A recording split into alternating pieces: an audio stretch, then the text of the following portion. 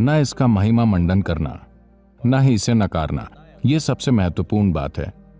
शरीर की अपनी जरूरतें हैं, जैसे कि शारीरिक भूख है वैसे ही कामुकता है। आपको इसे किसी तरह से पूरा करना है, पर किस हद तक यह आपको चुनना है। देखिए, हमारे पास एक शरीर है, हम इसे खुद से अलग नहीं कर सकते, ये मौजूद है। अच्छा ये होगा कि हम इसकी सच्चाई समझें। पर अभी दुनिया में समस्या ये है कि दुनिया के कुछ धार्मिक संस्थानों ने यह रवैया अपनाया है कि इंसान का शरीर ही गलत है। इस वजह से संस्कृतियों ने इसे छिपाना शुरू कर दिया। वैसे इस संस्कृति ने इसे कभी नहीं छिपाया, पर अंग्रेजों के आने के बाद हम अंग्रेजों से ज्यादा दकियानूसी हो गए। पर अगर आप उस समय से पहले के मंदिर देखें तो मंदिरों के बाहर की सभी कलाएं अश्लील हैं, अगर आप अश्लील कहना चाहें तो। पर हम उन्हें अश्लील नहीं कहते, हम सिर्फ इंसानी शरीर के विभिन्न आयामों की बात कर रहे हैं। क्योंकि हम इसे गलत नहीं मानते, हम बस इसे जीवन का बाहरी हिस्सा मानते हैं। अगर आप सिर्फ वहीं रहते हैं तो आप हमेशा भौतिक आयाम में रहेंगे, आप कुछ और नहीं तलाशेंगे। तो मंदिर में हमेशा ये बाहर होता है। आपका काम है इसे देखना और समझना कि ये जीवन की बाहरी चीज है और जीवन की गहराई में जाने की कोशिश करना, पर साथ ही इसे नकारना नहीं, न इसका महिमा मंडन करना, न ही इसे नकारना। यह सबसे महत्वपूर्ण बात है। पर आपके कॉलेज में इन चीजों को देखा जाता है, आपका इंटरनेट या जो भी। लोग मुझे बताते हैं, किसी ने मुझे बताया, मुझे नहीं पता कि यह प्रतिशत सही है या नहीं। जब मैंने पूछा कि सामग्री क्या है, मैं इंटरनेट और इसकी सामग्री को समझने की कोशिश कर रहा था। इंटरनेट पर वास्तविक सामग्री क्या है, उन्होंने मुझे बताया। आपको पता होना चाहिए, उन्होंने बताया कि इंटरनेट पर 70% सामग्री अश्लीलता है। उन्होंने मुझसे कहा 70%। मैंने कहा 70% अश्लील चीजों का होना गलत है और ये एक बीमारी है। अगर ये एक छोटा प्रतिशत हो तो ठीक है। 70% एक तकनीकी मंच पर जहां लाखों चीजें हो सकती हैं, दुर्भाग्य से वहां अश्लीलता है। जीवन का सिर्फ जीव विज्ञान, ये बहुत दुर्भाग्यपूर्ण है। क्योंकि जब आप एक इंसान के रूप में आते हैं तो आपका शरीर आपके जीवन का मुख्य हिस्सा नहीं है, यह आपके जीवन का एक हिस्सा है। आपके दिमाग में इतनी क्षमता इसलिए है कि आपकी बुद्धि आपके जीवन का मुख्य हिस्सा बने, और अगर आप सचेत हो जाएं तो आपकी चेतना आपके जीवन का मुख्य हिस्सा बन जाती है। शरीर एक बैल का मुख्य हिस्सा है, ये उसके लिए ठीक है, वो बस यही जानता है। पर शरीर मानव जीवन का मुख्य हिस्सा नहीं होना चाहिए। ये हमारे जीवन का हिस्सा है, हम इससे इनकार नहीं कर रहे हैं। तो आपके जीवन के एक चरण में ये ऐसा होता है। तो जीवन के कुछ चरणों में आप सिर्फ इसकी बातें करते हैं या इसके बारे में सोचते हैं। कभी कभी आप इसमें लिप्त होते हैं। ये जीवन के गुजरते हुए चरण हैं।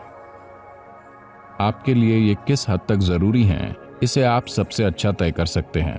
आपकी शारीरिक जरूरतें नहीं हैं, आप में हैं, ये ठीक है, पर इसे आपका बाहरी हिस्सा होना चाहिए, न कि आपके जीवन का मूल हिस्सा, क्योंकि इससे आप में एक कमी आ जाएगी। आप एक प्राणी थे जो पूरी तरह से शारीरिक था, फिर आपका विकास हुआ और अब आप में शरीर से परे अपनी खुद की बुद्धि है। देखिए, जानवरों की बुद्धि सिर्फ उनके शरीर के लिए काम करती है। भोजन कैसे पाया जाए, अपना साथी कैसे पाया जाए, यही उनका पूरा जीवन है। अगर मानव बुद्धि भी इसी तरह काम करे तो आप विकास की प्रक्रिया के खिलाफ जा रहे हैं। आप वापस जाने की कोशिश कर रहे हैं, विकास की प्रक्रिया को पीछे ले जा रहे हैं। ये जरूरी नहीं है। इसका मतलब ये नहीं है कि आपके पास शरीर नहीं है। शरीर की अपनी जरूरतें हैं, जैसे कि शारीरिक भूख है वैसे ही कामुकता है। आपको इसे किसी तरह से पूरा करना है, पर किस हद तक ये आपको चुनना है। पर निश्चित रूप से यह आपके जीवन का मुख्य हिस्सा नहीं होना चाहिए, क्योंकि आप अपनी बुद्धि और चेतना को मुख्य हिस्सा बनाने की विकास योजना को पीछे ले जा रहे हैं। इसके बजाय आप अपने शरीर को मुख्य हिस्सा बना रहे हैं। आप जानते हैं कि वीर्य आपके शरीर के अस्तित्व का आधार है, चाहे आप पुरुष हो या महिला, क्योंकि यह आपका 50% हिस्सा है। हाँ, हमारे पास त्वचा है, हमारे पास कोशिकाएं हैं, हमारे पास बाल हैं, हमारे शरीर के कई अन्य पहलू हैं, दिल, लिवर, किडनी, बहुत सी चीजें हैं। इन सभी कोशिकाओं में अपनी अलग अलग शक्ति है। But semen is of an extraordinary level of potency, it can create a whole new life. पर वीर्य में असाधारण शक्ति है, ये एक नया जीवन बना सकता है। आज आप एक उपकला यानी एपिथेलियल कोशिका लेकर प्रयोगशाला में बहुत कुछ कर सकते हैं और शायद हम आपका क्लोन बना सकते हैं, ठीक है? तो क्षमता यहाँ भी है, पर उस तरह की क्षमता नहीं है जितनी कि उस कोशिका में है जिसे आप वीर्य कहते हैं। तो यौगिक संस्कृति में इसे वीर्य कहा जाता है। वीर्य का एक अर्थ वज्र भी है, जिसका अर्थ है स्थिरता या हीरा, Stability or diamond, which is the hardest thing. जो सबसे कठोर चीज है।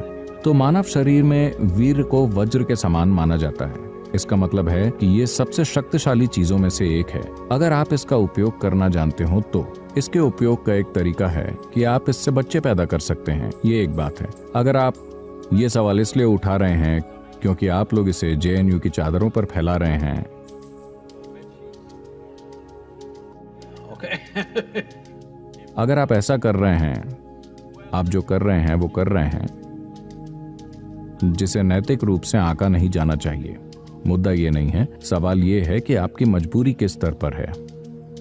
इस शरीर की किसी भी चीज से क्या हम एक अलग स्तर का काम कर सकते हैं? बिल्कुल। सिर्फ वीर्य ही नहीं, इस शरीर की हर चीज को रूपांतरित किया जा सकता है। देखिए, लोग इसका शाब्दिक अनुवाद कर रहे हैं, पर अगर आप उपकलता यानी एपिथेलियल कोशिकाएं बनाना चाहते हैं तो शरीर इस पर जितनी ऊर्जा खर्च करता है उसके मुकाबले अगर आप एक वीर्य की कोशिका बनाना चाहते हैं तो शरीर जितनी ऊर्जा खर्च करता है वो बहुत अलग है। इसे वैज्ञानिक रूप से स्थापित किया जा सकता है। इसलिए जब आप इतनी ऊर्जा का निवेश कर रहे हैं तो जाहिर है कि अगर आपको खोजना आता हो तो इसमें क्षमता है।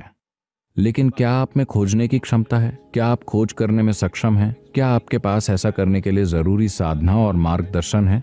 ये एक बड़ा सवालिया निशान है।